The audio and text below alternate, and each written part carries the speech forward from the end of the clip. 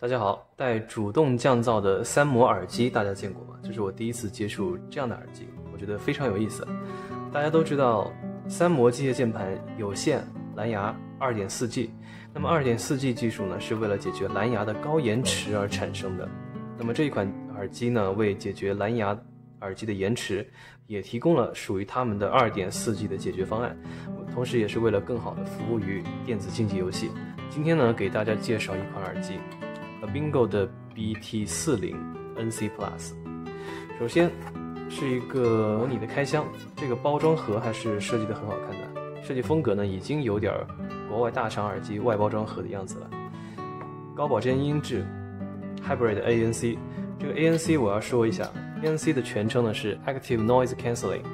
混合式主动降噪技术。基本上这个技术我记得是2019年才开始在耳机上面普及。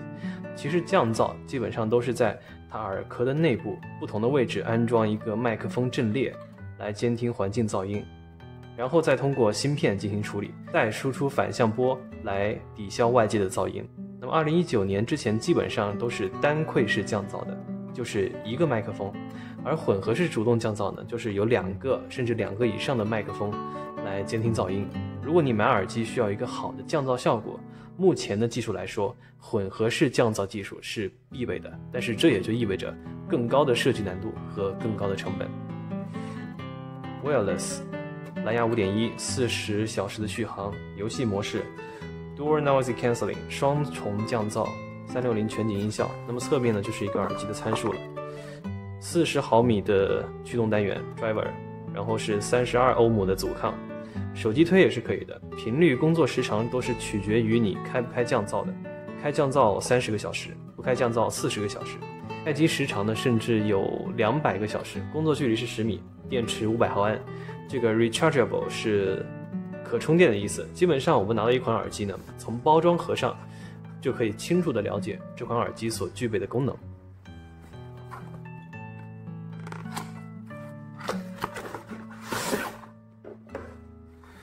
一个耳机收纳包，这个耳机包我还是很喜欢的，拉链呢很顺滑，而且呢还有一个 logo。 在左边的配件袋呢是一个魔术贴，防止配件掉出来，这个细节呢很不错。配件包呢是一个音频线，一个 C 口充电线，还有一个 2.4G 的接收器。那么接下来呢就是这款耳机的本体了。这款耳机的做工呢，我觉得还是做得不错的，无论是这个塑料外壳的质感，还是这个耳棉啊和头梁的皮质都很厚实，这个塑料外壳的质感做得也非常好，完全不像是200-300元的耳机。它是一个3段式的连接，上面的连接处呢是伸缩长度的，顺滑度一般，有比较重的阻尼感，防止这个耳机这个头箍长度啊在佩戴过程中受到影响。那么下面这个连接处是一个90度的旋转，方便收纳，对佩戴呢也有一定的好处。耳挂部分也是可以适当活动的，耳棉很软，而且做得很大，能适应多种尺寸的耳朵，除非你是刘备大耳贼转世。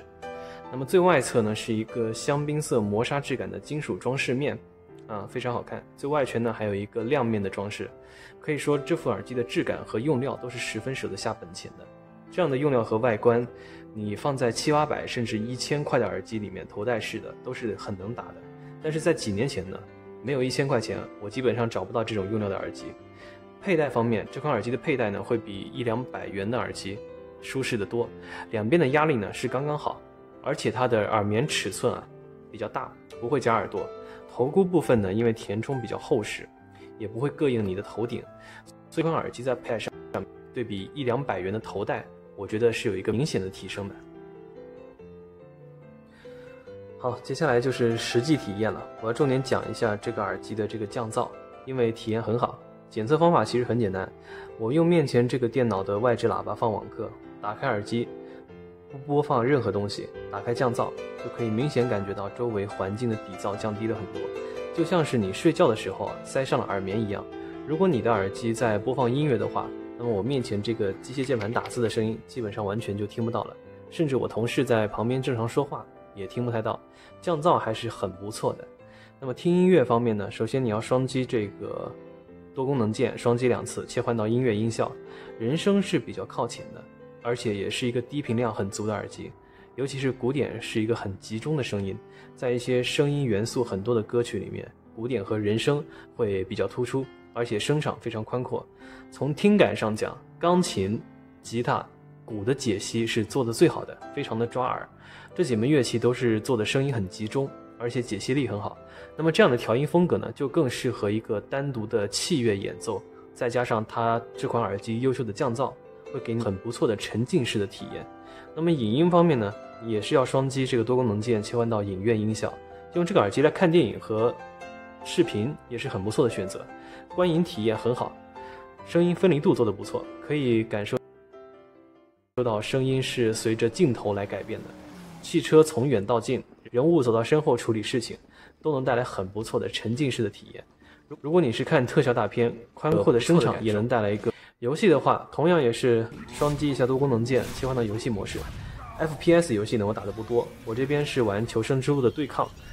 是要听特感是从哪个方向来的。这些特殊感染者基本上都是真实的玩家，听声辨位这个功能我觉得是没什么问题，而且无线模式下也感觉不出声音的延迟。那比如说玩其他的单机游戏啊，比较重视听感的有极限竞速地平线4、